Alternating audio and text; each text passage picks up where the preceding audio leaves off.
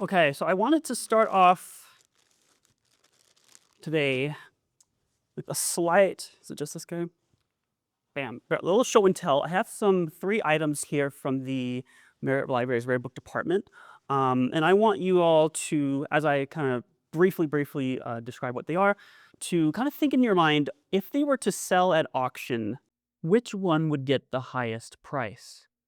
So, first item I have here is 1833 Book of Commandments from the LDS Church, about 200 years old. This next book is a medieval book of hours. It is hand-drawn and handwritten. This is about 500 years old. And then lastly, clocking in at just over 1,000 years old, is an Arabic Quran papyrus fragment housed in this nice little glass case here. So, of these 3 items, by show of hands, who thinks the Arabic papyrus fragment is the most expensive? So we got a couple hands. What about the medieval book of hours? Okay, so we got a lot more hands. So I would say that half. All right. So what about the Book of Commandments? So a couple of people. So I would say the Arabic papyrus is probably the least expensive, maybe a couple $1,000s. The reality is that there's just so many of them that exist. The Marriott Library itself has 700 examples in their collection. The medieval book of hours, while it is very pretty, very nice, I would say it's about 50 to 60,000. It really just depends on the day. But maybe some of you are very familiar with this book, and maybe some of you thought I was trying to trick you. But this Book of Commandments, very famous, considered the rarest Mormon book, recently sold last year for $3 million. And in fact, it's so expensive that this is actually a reproduction because I couldn't get permission to bring it here like some of the other stuff. So if that tells you all you need to know about that. So age is often equated with expense. I think conventional wisdom is that the older something is, the more expensive it is. But as this example shows you, that's not quite always the case. The word rare in the antiquarian and rare book trade is generally identified with desirable. The rare books and manuscripts don't need to be scarce to be desirable. When something is desired, then the forces of supply and demand start to kick in, and that's when you kind of see some of these outrageous prices. Money, for better for worse, is used as a proxy for value. It seems ludicrously obvious to say it these days, but the higher the price, the more people, generally speaking, value it. Now, historical artifacts get sold regularly. Does this mean that some history is more valuable than others? I would argue yes, but maybe put like 30 asterisks on that yes. History has long been commodified. The antiquarian rare book trade exists at the forefront of this process. Book dealers will directly seek out items that relate to valued history.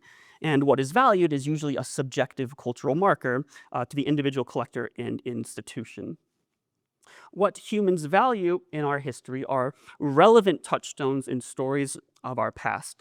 If you're a Muslim, you'd probably value the Quran fragment the most out of all the objects here. If you're Catholic, the Book of Hours, and for the Latter-day Saints in the room, the Book of Commandments, and like ignoring the price just on their intrinsic level. Humans understand the world through a story. It remains the cornerstone of entertainment and exists in nearly every religious tradition. Story is what helps us understand the world, our society, and ourselves. Objects acquire value most often through the meaning generated by their stories and how culturally relevant they are.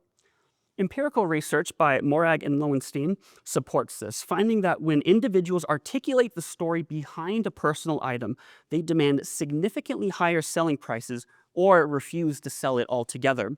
In the study, some people refused to sell a personally significant hat they were wearing and rejected offers of up to even $300. Like, imagine you got a hat from your late father and you always wore that when he took you fishing or took you to the ball game. That personal connection is probably going to increase the price at which you would be willing to give it up for. The Significant Objects Project further quantified this effect by getting $1 thrift store junk items and pairing them with stories written by creative writers. When these objects were attached to a story, they resold at a combined 2,700% increase in value. This experiment demonstrated that narrative-driven emotional value can be measured objectively through economic output. So I want to get back to a Book of Commandments. In May 1833, the book originally sold at a price of 25 cents. I will include the 2026 inflation-adjusted price for reference. So we don't have very many records of this book being sold like directly after this time. Sometimes these records, people don't write it down. Dealers maybe don't feel at liberty to discuss it or keep a record of it. Often buyers want to be kept anonymous. However, I do think I could reconstruct a price trajectory for this book that I think is close enough. So 1880 was the very first time it appeared at auction in the catalog. I'm going to always get this wrong, Bibliotheca Scalliwagiana. This was an auction offered by Charles Woodward. This was an auction advertisement, so no price was listed, but by some archival miracle, the copy of that catalog that we have here at the Marriott Library has written in the margin $32. So this was either a price guess by the owner of the catalog, or maybe the price it received at auction, but either way, I do think this gives us some indication about the value that people thought this book had at the time. So in 1920, a copy of the book was purchased by the Huntington Library for $320. This was 5 times more than in 1880. The trajectory continued into the late 1940s at the Herbert S. Auerbach auctions, where bids reached $1,250 in 1947 and $1,550 in 1948, 4 times more than 1920. So these books at that auction did not actually meet the reserve price, which means that they were unsold, indicating that the estate owners thought that this book was going to be sold for significantly higher. So 1968 was the Thomas W. Streetner auction, where a copy sold for $4,500, another doubling in price.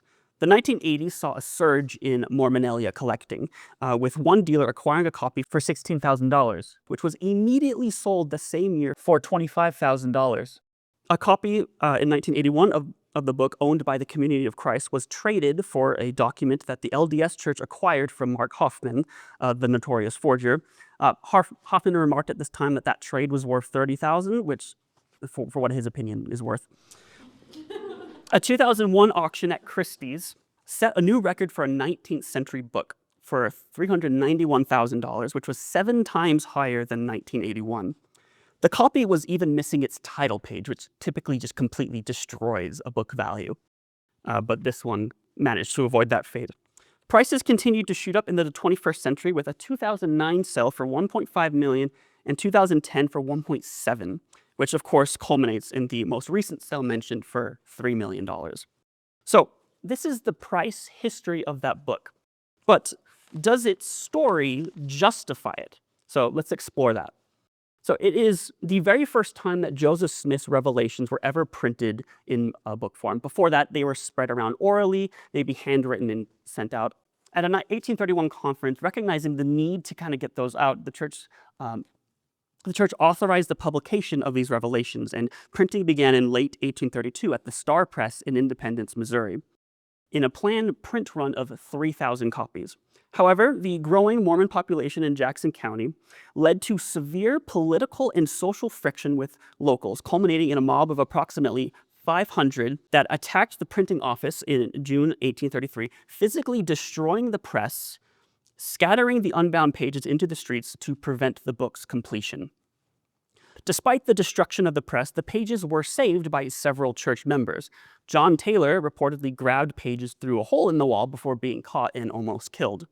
However, most famously, the 14-year-old Mary Elizabeth Rollins and her younger sister were watching from afar and heard the mob shout, "Here are the Mormon commandments," before tossing them onto the ground.